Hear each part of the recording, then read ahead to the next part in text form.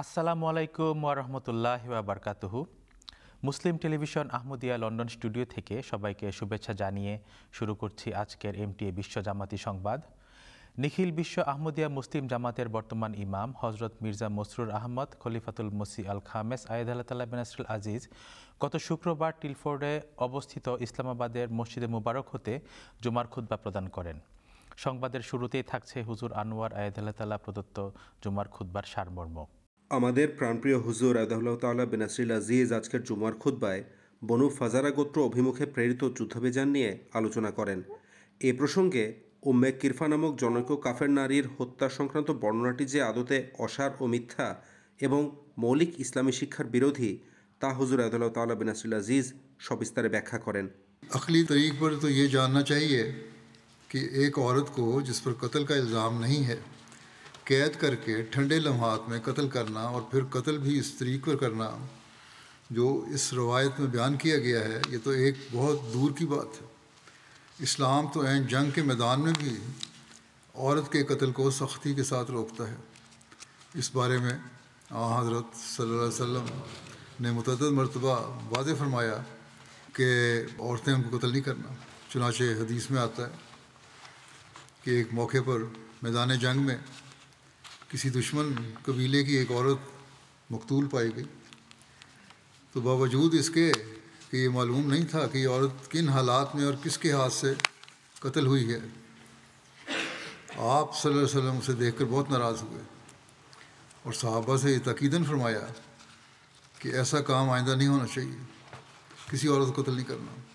इसी तरह जब कभी हज़रत सल्लल्लाहु अलैहि वसल्लम कोई दस्ता रवाना फरमाते थे तो मिन जुमला और नसीहतों के सहाबा से एक नसीहत ये भी फरमाते थे कि किसी औरत और बच्चे को कत्ल ना करना।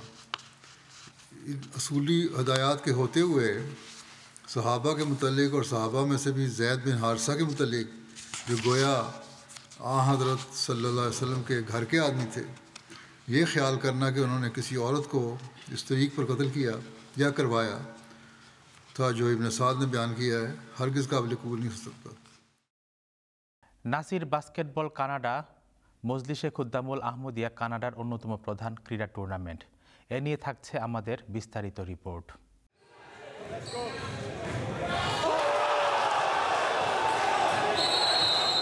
মজলিস খুদ্দামুল আহমদিয়ার অন্যতম আকর্ষণীয় ক্রীড়া প্রতিযোগিতা আনুষ্ঠানিকভাবে শুরু হয়েছে। বাইতুল ইসলাম মসজিদ কমপ্লেক্সের আইওয়ানে তাহেরে অনুষ্ঠিত উত্তেজনাপূর্ণ 3 দিন ব্যাপী নাসের টুর্নামেন্টে কানাডা এবং মার্কিন যুক্তরাষ্ট্র থেকে শত শত খুদ্দাম আগমন করেন।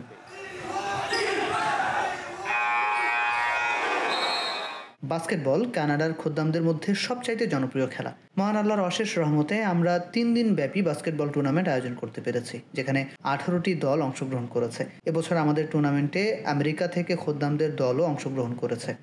চরম উত্তেজনাপূর্ণ এই টুর্নামেন্টে কানাডার 18টি দলের পাশাপাশি মার্কিন যুক্তরাষ্ট্রের একটি দলকে নিয়ে এই নাসের টুর্নামেন্ট আয়োজন করা হয়, যেখানে সকল দলই উন্নত মানের ক্রীড়া নৈপুণ্য প্রদর্শন করেন। কানাডায় প্রথমবারের মতো নাসের টুর্নামেন্ট আয়োজন করা হয়, কাজেই এটি অনেক বড় এক অভিজ্ঞতা। আমি মনে করি ইউএসএ এবার অনেক ভালো খেলবে এবং আমরা জেতার জন্য সর্বাত্মক চেষ্টা করব, এটি সবচাইতে গুরুত্বপূর্ণ। এখন পর্যন্ত আমরা অনেক ভালো খেলা খেলেছি, আমরা একটি খেলায় জয়লাভ করেছি এবং একটি হেরেছি। সামনে আমাদের প্লে অফ খেলতে হবে। টুর্নামেন্টের পাশাপাশি একটি 3 পয়েন্ট থ্রো ও একটি ব্যক্তিগত দক্ষতামূলক বিশেষ প্রতিযোগিতার আয়োজন করা হয়।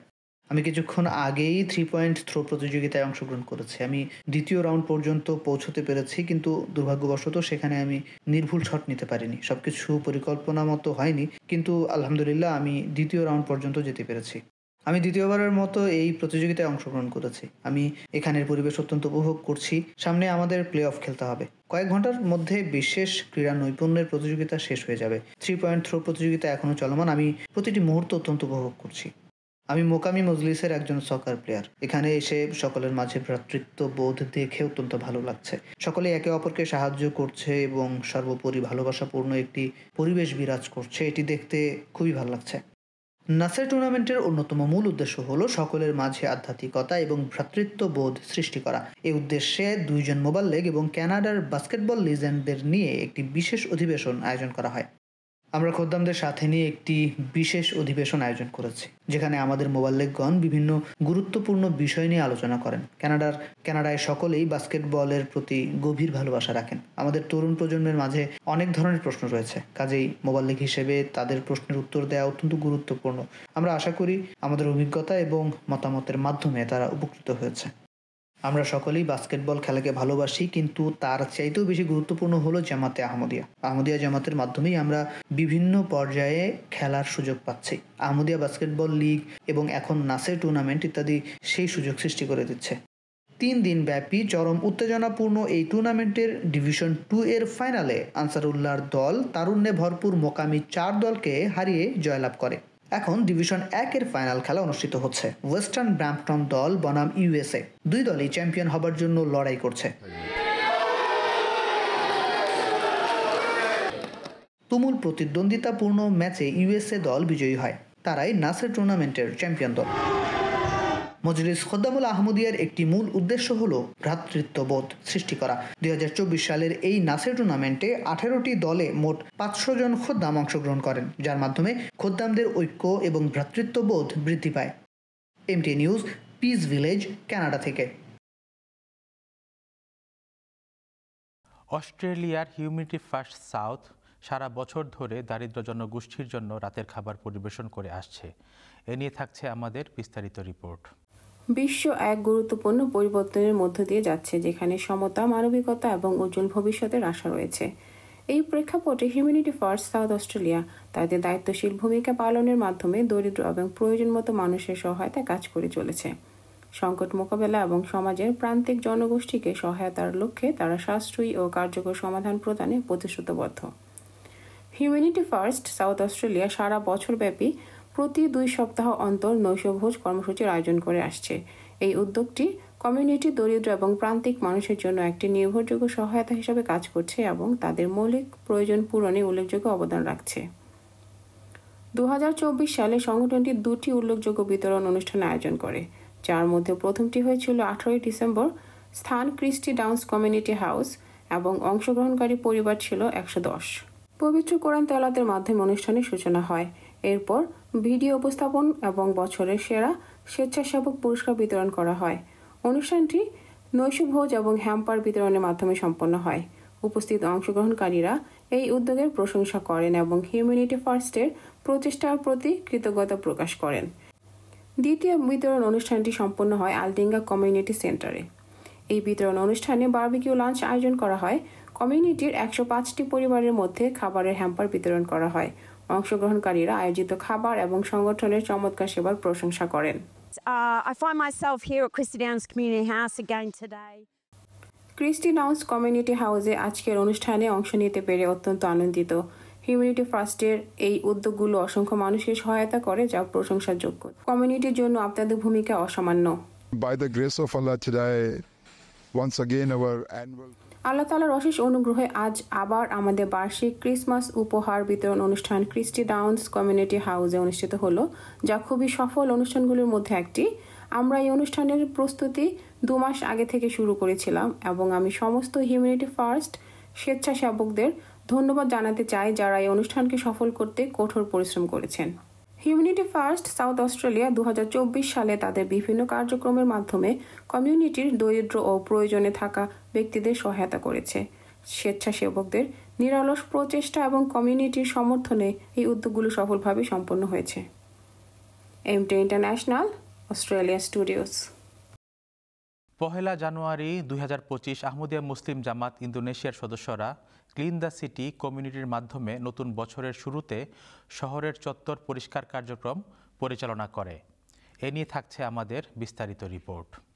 গত 1 জানুয়ারি 2025 বুধবার আহমদিয়া মুসলিম জামাত ইন্দোনেশিয়ার সদস্যরা ক্লিন দ্য সিটি কমিউনিটি কার্যক্রমের মাধ্যমে নতুন বছরের শুরুতে শহরের বিভিন্ন চত্বর পরিষ্কার করার জন্য একটি উদ্যোগ গ্রহণ করে। এই উদ্দেশ্যে আহমদিয়া জামাত ইন্দোনেশিয়া দেশের 100টি স্থানে পরিষ্কার পরিচ্ছন্নতা অভিযান আয়োজন করে। এই পরিচ্ছন্নতা কর্মকাণ্ডে বা ওয়াকারে আমলে প্রায় 10,000 সদস্য অংশগ্রহণ করেছিলেন। ইংরেজি নববর্ষের সূচনা লগ্নে এই ইতিবাচক উদ্যোগ নেওয়া হয়। স্বেচ্ছাসেবকরা পরিচ্ছন্নতা অভিযানের আহ্বান জানাতে শহরের সর্বত্র যান। এর মূল উদ্দেশ্য হলো পরিবেশের যত্ন নেওয়া এবং পরিচ্ছন্নতা বজায় রাখা।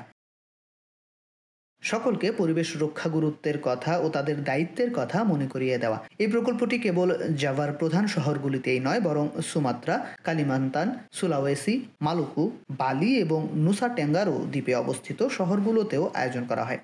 নববর্ষ উদযাপনের কারণে সৃষ্ট আবর্জনা পরিষ্কারের কার্যক্রম পরের দিন সকালেও অব্যাহত ছিল। এই সম্মিলিত পদক্ষেপটি জামায়াতের ঐক্য ও মূল্যবোধকে শক্তিশালী করবে এবং সকলের মাঝে ইতিবাচক পরিবর্তন আনয়ন করবে, যার ফলে তারা পরিবেশের প্রতি আরও যত্নশীল হবে। কিছু শহরে ক্লিন দ্য সিটি কার্যক্রমের মাধ্যমে পরিবেশগত পরিচ্ছন্নতা বজায় রাখার জন্য উৎসাহ প্রদানের অংশ হিসেবে স্থানীয় বিভিন্ন কমিউনিটি কাউন্সিল এবং মেয়রদেরকে সম্মানসূচক প্রশংসাপত্র প্রদান করা হয়। এই ক্লিন দ্য সিটি কার্যক্রমের মাধ্যমে ইন্দোনেশিয়া জুড়ে পরিচ্ছন্ন, স্বাস্থ্যকর এবং সুন্দর পরিবেশ তৈরিতে জামায়াত সত্যিকারের অবদান রেখেছে। আমি আশা করি ক্লিন দ্য সিটি বা সিটিসি কার্যক্রম আমরা আগামী বছরগুলোতেও চলমান রাখব। কেবল বছরের শেষেই আমরা এই আয়োজন না করে দেশের অন্যান্য উৎসবের দিনগুলোতেও আমরা এই কার্যক্রম অব্যাহত রাখব। ন্যাশনাল আমির সাহেব এই কার্যক্রমে অংশগ্রহণকারী সকল স্বেচ্ছাসেবকদের প্রতি কৃতজ্ঞতা প্রকাশ করেছেন। তারা ক্লিন দ্য সিটি কার্যক্রমে অনেক পরিশ্রম করেছেন। স্বেচ্ছাসেবকদের কাজে তিনি অত্যন্ত গর্বিত। বগুড় শহরের সিটি স্কয়ার স্বেচ্ছাসেবকগণ খুবই দ্রুত পরিষ্কার করে ফেলেছে। ন্যাশনাল আমির সাহেবের পক্ষ থেকে সকল স্বেচ্ছাসেবকের উদ্দেশ্যে অসংখ্য মোবারকবাদ। বিশেষ করে বগুড় শহরের স্কয়ারে এবং পুরো ইন্দোনেশিয়ায় সকলেই অত্যন্ত ভালো কাজ করেছে। ভবিষ্যতে এই কার্যক্রম আরও বৃদ্ধি করা যাবে বলে তিনি আশাবাদ ব্যক্ত করেন। এমটিএ ইন্দোনেশিয়া স্টুডিওজ, ইন্দোনেশিয়ার বগুড় থেকে।